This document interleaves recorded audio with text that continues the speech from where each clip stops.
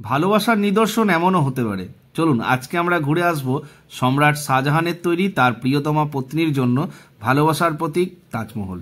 তারপর আমরা যাব আগ্রা পোর্ট, যেখানে নিজের ছেলের হাতেই 8 বছর নজরবন্দি থাকতে হয় সম্রাট শাহজাহানকে। আর এখানেই মারাঠা সম্রাট রাজা ছত্রপতি শিবাজিকে 3 মাসের জন্য ছলে বন্দি করে রেখেছিল শাহজাহান পুত্র ঔরঙ্গজেব। কিভাবে যাবেন আর কোথায় থাকবেন সবকিছু জানতে এই ভিডিওটা একদম শেষ পর্যন্ত দেখুন। এখন আমরা এসে পৌঁছেছি এই মথুরা জংশনে। এখান থেকে আজকে আমাদের ট্রেন আগ্রা যাওয়ার। 1 ঘন্টা লেট করে আমাদের এই তাজ এক্সপ্রেস এতক্ষণে এলো। আগ্রা স্টেশন থেকে বেরিয়ে আমরা এখন হোটেলের দিকে যাচ্ছি। আগ্রা ক্যান্টনমেন্ট স্টেশন থেকে আমার হোটেলের ডিস্টেন্স 500 মিটার, তাই আপনি চাইলে পায়ে হেঁটেও কিন্তু হোটেল যেতে পারেন। যেহেতু আমার কাছে লাগেজ ছিল তাই আমি অটোতে করে হোটেলে এসেছিলাম। আমি যেখানে হোটেলটা নিয়েছি অ্যাকচুয়ালি এই দিকে হচ্ছে আপনার আগ্রা ক্যান্টনমেন্ট স্টেশন, যে স্টেশন থেকে আমি এলাম, আর এই দিকে তাজমহল যাওয়ার রাস্তা। আর আমার হোটেলটা হচ্ছে এই দিকে যাবেন, মানে আগ্রা ক্যান্টনমেন্ট থেকে টুয়ার্ডস আপনি যদি তাজমহলের দিকে যান তাহলে একটু এগিয়ে এসে ডান দিকে ঘুরেই আপনি লোকেশনও পেয়ে যাবেন গুগলে যদি সার্চ। ওই যে ডান দিকে দেখতে পাচ্ছেন হোটেল গোয়াল, এই হোটেলের রুমটা আমি দেখাবো আপনাদেরকে। আমার কাছে রুমের জন্য চার্জ করেছিল 2500 টাকা, মানে তার মধ্যে একটা ডবল বেড আর 2টো সিঙ্গেল বেড থাকবে বলেছিল। চলুন আপনাদেরকে রুমটা একবার দেখিয়ে নিই।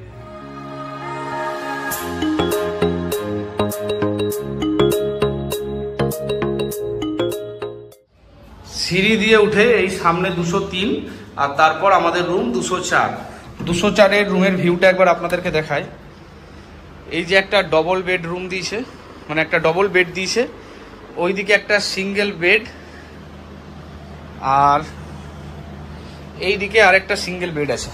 এই যে মানে এইভাবে দেখালে পরে বোঝা যাবে যে এইদিকে একটা সিঙ্গেল বেড, এদিকে একটা সিঙ্গেল বেড, এইদিকে একটা ডবল বেড, আর একটা টিভি আছে। এদিকে উইন্ডো আছে, উইন্ডো থেকে রোডের ভিউ দেখা যাচ্ছে। এখন হোটেল থেকে বেরিয়ে আমরা তাজমহলের উদ্দেশ্যে রওনা দিয়েছি। যেহেতু অনলাইন টিকিট ছিল তাই আর ওখানে লাইন দিয়ে টিকিট কাটতে হয়নি। দেখতে পাচ্ছেন কত লোক ভিড় দিয়ে টিকিট কাটছে এখানে। আর এখানে তারপরে টিকিট কাটার পরও একটা লাইন, এটা দিয়ে ঢুকতে হবে। সব সিকিউরিটি চেকিংয়ের পর অ্যাটলিস্ট তাজমহলে ঢুকলাম। একটা জিনিস তবে জানলাম, এখানে যে অনলাইন স্লট বুকিং থাকে না, যে 6টা থেকে 12টা প্রথম স্লট না সেকেন্ড স্লট, আপনি যদি একটু দেরিও করেন 1-1.5 ঘন্টা তাতেও কোনো অসুবিধা নেই। অনলাইন টিকিট থাকলে হলো যে ফার্স্ট হাফের লোক সেকেন্ড হাফেও আসতে পারে, সেকেন্ড হাফের লোক ফার্স্ট হাফেও আসতে পারে। তবে তাজমহল দেখার জন্য আমি আপনাদেরকে বলবো অনলাইনে অবশ্যই টিকিটটা কেটে নেবেন, তাহলে অনেকটা সময় বেঁচে যাবে। কিভাবে অনলাইনে টিকিট কাটবেন সেটাই ভিডিওর ডেসক্রিপশন বক্সে একটা লিঙ্ক দেওয়া আছে, পুরো প্রসেসটা আপনাকে ওখানে বলা আছে। তাই চাইলে আপনি ওই কিভাবে অনলাইনে তাজমহল বা আগ্রা বোর্ডের টিকিট কাটা যায় সেই ভিডিওটাও দেখতে পারেন। আর এই যে সামনে যে ছোট ছোট ঘরগুলো দেখছেন না, এখানেই তাজমহলের রক্ষণাবেক্ষণ করার জন্য যে শ্রমিকরা থাকতো তাদেরই থাকার ব্যবস্থার জন্য এত এত ঘর করা হয়েছিল। এটা হচ্ছে প্রথম গেট আর কি, এই গেটটা দিয়ে আপনাকে ঢুকতে হবে। আমরাও আস্তে আস্তে ঢুকে যাব। মেন গেটের ভেতরটা ঠিক এরকম, আর এরপর হচ্ছে অরিজিনাল তাজমহলের ভিউ।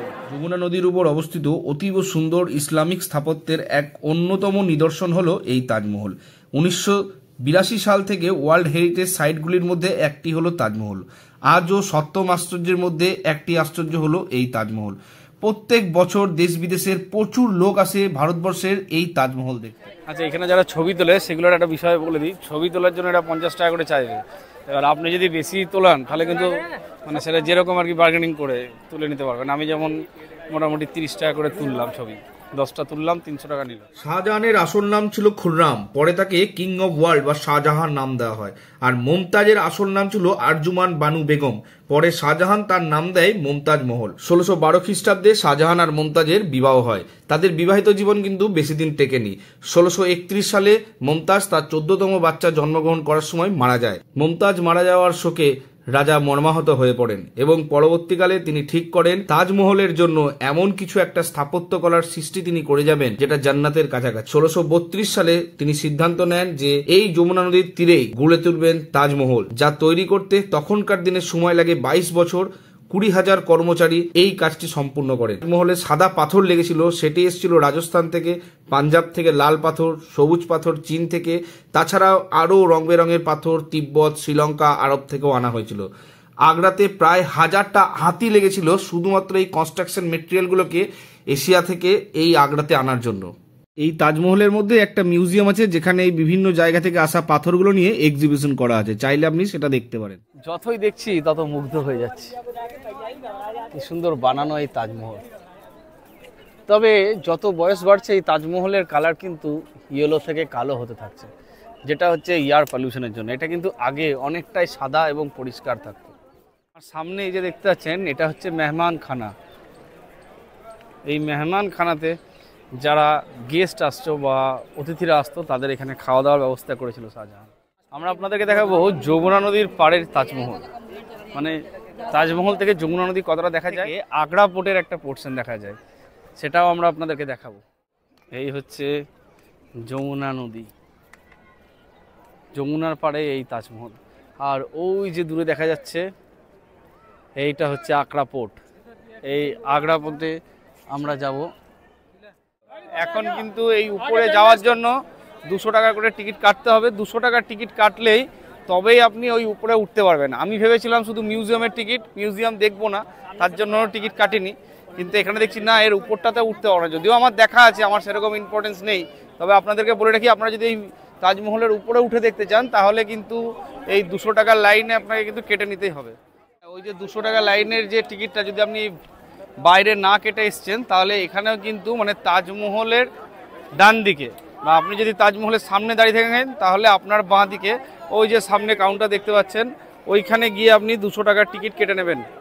এই কাউন্টারে গিয়ে 200 টাকার টিকিট কেটে নেবেন, তারপর আপনি তাজমহলের উপরে যে মানুষগুলো দেখছেন হেঁটে বেড়াচ্ছে সেইটা আপনি যেতে পারেন। তবে মাথায় রাখতে হবে, মিউজিয়াম কিন্তু আপনি যেতে পারবেন না। মিউজিয়ামের জন্য আলাদা করে আরও 50 টাকা, মানে টোটাল 250 টাকা দিতে হবে। তাই অনলাইনে টিকিট কাটার সময় আপনি টোটাল 250 টাকার টিকিটই কেটে নিতে পারেন। আর শুধু 35 টাকা নিলে পরে আমি যেরকম এই নিচে চারিদিকটা ঘুরে দেখি, 35 টাকা টিকিট কেটেও দেখতে পারেন। এটা তাজমহলের ডান দিকের ভিউ। মানে তাজমহলটাকে চারদিক থেকে দেখলেই না একই রকম লাগে, আপনি বুঝতে পারবেন না যে আপনি কোন দিক থেকে দেখছেন। বাঁ দিক থেকে দেখলেও একই রকম লাগবে, ডান দিক থেকে দেখলেও একই রকম লাগবে, মানে চার সাইডের ভিউটা কিন্তু একই। পরবর্তী গন্তব্যস্থল আমাদের আগ্রা ফোর্ট। দেখা হচ্ছে আগ্রা ফোর্টে আপনাদের সঙ্গে। এই ছিল আমাদের তাজমহলের পুরো ভিউটা। এখন আমরা আগ্রা ফোর্টের দিকে যাচ্ছি। এই যে সামনে আগ্রা ফোর্ট। আমরা এখন এসে পৌঁছেছি মুঘলদের বানানো আরো একটা আশ্চর্য স্থাপত্য দেখতে আগ্রা ফোর্টে। আগ্রা ফোর্টের এই যে মেন গেটটা দেখছেন, সেই গেটটা আগে কিন্তু আকবরের দরজা বা আকবর দরওয়াজা বলে পরিচিত ছিল। সম্রাট শাহজাহান এর নাম পরিবর্তন করে রেখেছিলেন অমর সিং গেট। এখানে কিন্তু মেন সিকিউরিটি পয়েন্টের চেক আর আপনার টিকিটের ভেরিফিকেশন করা হয়। তারপর এই গেটটা দিয়ে ভেতরে একটু এগিয়েই পাবেন আরো একটি গেট। এই গেটটার গুরুত্ব কিন্তু অন্যরকম। এই গেটটার উপরে দাসীরা ফুল নিয়ে থাকতো, যখন সম্রাটরা প্রবেশ করতো তখন ফুল বর্ষাতো, ড্রাম বাজানো হতো। তাই এই গেটটা দিয়েই বলতে পারেন সিপাহী বা সম্রাটরা কেল্লার মধ্যে ঢুকতো। 1558 সালে সম্রাট আকবর এই আগ্রা ফোর্টটাকে তৈরি করার পরিকল্পনা নেয়। 1565 সালে এর কাজ শুরু হয়, আর 8 বছর পর 1573 সালে এর কাজটা কমপ্লিট হয়। তারপরে জাহাঙ্গীর, শাহজাহান, ঔরঙ্গজেব এর নবীনীকরণের কাজ চলতে থাকে। 1660 সালে শেষ হয়। মানে আপনি যে আগ্রা ফোর্টটা দেখেন সেটা বলতে পারেন যে কমপ্লিটভাবে 1660 সালে এর তৈরি শেষ হয়। তবে এই আগ্রা ফোর্টের মধ্যে অনেকগুলো বিষয় কিন্তু আছে যেগুলো আপনাকে জানতে হবে। এই যে দাগ কাটা কাটা মেঝেটা দেখছেন, এটা কিন্তু অ্যান্টি স্লিপার। আর চারিদিকে এই বড় বড় দুটো দেওয়াল দেখছেন না, এটা কিন্তু মাঝখানে ফাঁপা, যাতে শব্দগুলো ইকো হয়। মানে কি, যদি ঘোড়া বা সিপাহীরা কোনো কারণে দুর্গের মধ্যে ঢুকে পড়ে, সেই শব্দ যেন পুরো দুর্গ জুড়ে ছড়িয়ে যায়, যাতে ভেতরের সৈনিকরা সচেতন হতে পারে। খুব সুন্দর একটা জায়গা। এরপর এর ভেতরটা দিয়ে প্রথমে আমরা যাব। আনুমানিক 4000 শ্রমিক আর 35 লক্ষ টাকা তখনকার দিনের খরচা করে এই 2.5 বর্গ কিলোমিটার কেল্লাটা বানানো হয়েছে, যার 75% রয়েছে ইন্ডিয়ান আর্মির কাছে আর 25% আমরা দেখতে পাই, মানে ভিজিটার্সের জন্য খোলা থাকে। এই যে সামনে ইমারতটি দেখছেন, এখানেই কিন্তু সম্রাট আকবর তার জনসভা করতেন এবং সাধারণ মানুষদের সমস্যার কথা শুনতেন। চলুন এবার আমরা এই জায়গাটার ভেতরে ঢুকে আসি। এটাই হচ্ছে রাজার দরবার বলতে পারেন। এখানে বসেই এই যে এই জায়গাটা, এখানে আকবর সিনেমাতে যেটাতে ঋত্বিক রোশন বসেছিল আকবর হিসাবে, ঠিক মনে করে দেখুন এরকম উঁচু জায়গায় বসেছিল আর সব প্রজারা এই জায়গায় দাঁড়িয়েছিল। এই হচ্ছে সেই রাজার দরবার, মানে মুঘল সাম্রাজ্যের রাজার দরবার বলতে পারে। তারপর এখান থেকে নেমে আমরা উপর দিকে সিঁড়ি হয়ে ঢুকবো। আমি আগ্রাতে এই দুটো জায়গায় একটু বেশি সময় স্পেন্ড করতে চেয়েছি বলেই আমি কিন্তু ওই বেবি তাজমহল বা আরও যে বিভিন্ন স্পটগুলো আছে সেগুলো দেখতে যাইনি। ওগুলো আপনার উপর নির্ভর করছে আপনি আগ্রা এলে কোথায় কোথায় ঘুরতে যাবেন।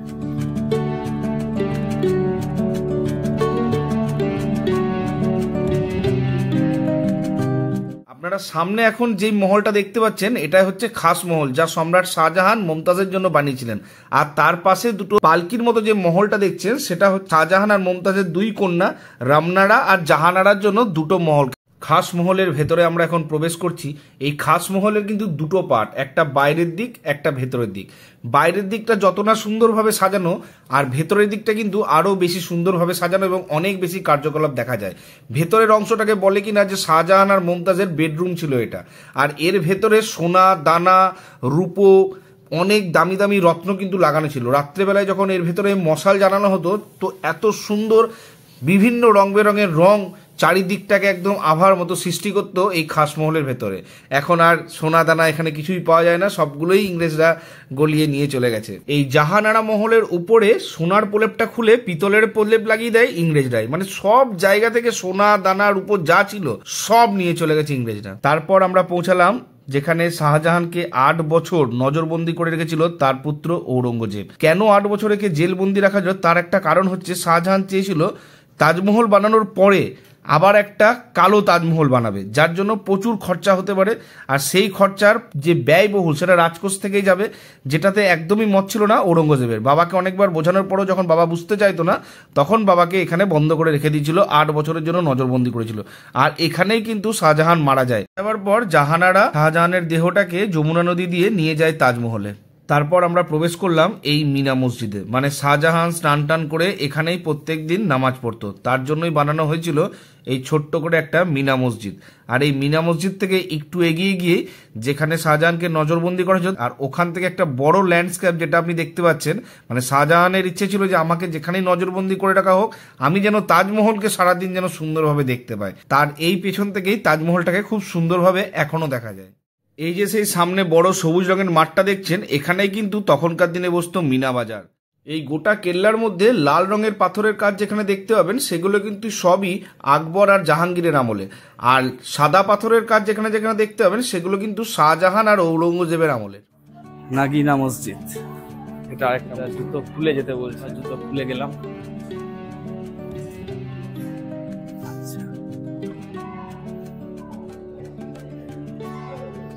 সুন্দর দেখতে এই মসজিদটাও, খুব সুন্দর। ঔরঙ্গজেব ছল করে মারাঠা রাজা ছত্রপতি শিবাজিকে এখানে 3 মাসের জন্য বন্দি করে রেখেছিলেন তার জন্মদিনে আমন্ত্রণ করে। যাই হোক, এই ছিল আমাদের টোটাল আগ্রা ফোর্ট ভ্রমণের গল্প। আর আপনাদের হাতে যদি সময় থাকে তাহলে তাজমহল আগ্রা ফোর্টের পাশাপাশি ফতেপুর সিকরি, বেবি তাজ, ইদমাতুল্লাহ বা মেহতাব বাগ আপনারা ঘুরে আসতে পারেন। আমাদেরকে যে ভদ্রলোক ঘুরিয়ে আনলো পুরো আগ্রার এই তাজমহল বা আগ্রা ফোর্ট, সেই ভদ্রলোকের সাথে আপনাদের পরিচয় করিয়ে দেবো। ভদ্রলোক খুবই ভালো, চলুন ওনার সাথে কথা বলা যাক। যেটা বলছিলাম, এই হোটেল থেকে এই অটোটা আমাদেরকে ব্যবস্থা করে দেয়। এই অটোতে করেই আমরা লালকেল্লা, তাজমহল সব ঘুরেছি এবং দাদা স্টেশন থেকে এনেছে, কালকেও দাদা স্টেশনে ড্রপ করে দেবে। দাদা খুব সুন্দরভাবে আমাদেরকে ঘুরিয়েছে। দাদা আপনি কীরকম কি চার্জ নেন এরকম সব জায়গায়? যদি আমি তো দুটো জায়গায় ঘুরেছি, সবগুলো যদি কেউ ঘুরতে চায়, सब जगह अगर कोई घूमना चाहते हैं तो लाल किला, ताजमहल, मेहताब बाग और बेबी ताज और ये चीज़ घुमाने का हम ज़्यादा पैसा नहीं लेता है। कुल 800 रुपया हम लेता है, उसमें सब घुमा देते हैं। जितना भी टाइम, कोई टाइम का कोई बुलंदी नहीं है। वो नहीं है, हाँ, कोई टाइम का वो नहीं है। कितना भी टाइम घूम सकता है, दिल से घुमाता है। মানে আপনি যতটা খুশি সময় ওখানে কাটান, ঘুরে আসুন, দাদার সাথে ঘুরে আসতে পারেন। আমি নিজেও ঘুরে এলাম, দাদার গাড়িটাও খুব সুন্দর, কমফোর্টেবল গাড়ি। আমি খুব সুন্দরভাবে এনজয় করে ঘুরে এসেছি। আপনারাও এলে পরে দাদার গাড়ি দেখুন। দাদা আপনার নাম্বারটা একটু বলে দিন না, ফোন নাম্বারটা।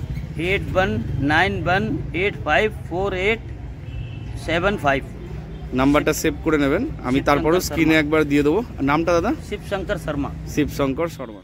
আর যদি আপনি আগ্রাতে স্টে করেন তাহলে সন্ধ্যাবেলায় ঘুরে আসতে পারেন এই সদর বাজার থেকে। খুব সুন্দর গোছানো একটা বাজার, দারুণ দারুণ, খুব সুন্দর জায়গা। না এলে বুঝতেই পারতাম। খানার দোকান। ये चाट गली है। আচ্ছা, তার মানে এটা চাটগুলি, মানে এখানে সব রকম চাট আপনি পাবেন।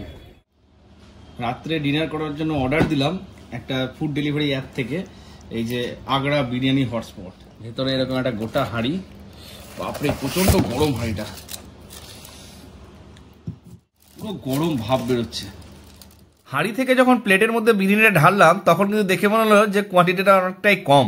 আমি ভেবেছিলাম দুজনের জন্য হয়ে যাবে, যাই হোক একজনের জন্য সাফিসিয়েন্ট। আর এই ছোট কোটোর মধ্যে পেঁয়াজ আর বিরিয়ানি মশলা দিয়েছিল, আর পাশে ওই কোটোটা দেখছেন ওটাতে সালান দিয়েছিল। খেতে মোটামুটি ঠিকঠাক। পরের দিন একদম আর্লি মর্নিংয়ে আমাদের ট্রেন ছিল বাড়ি যাওয়ার, তাই সকাল সকাল হোটেল থেকে চেক আউট করে চলে এলাম স্টেশনে।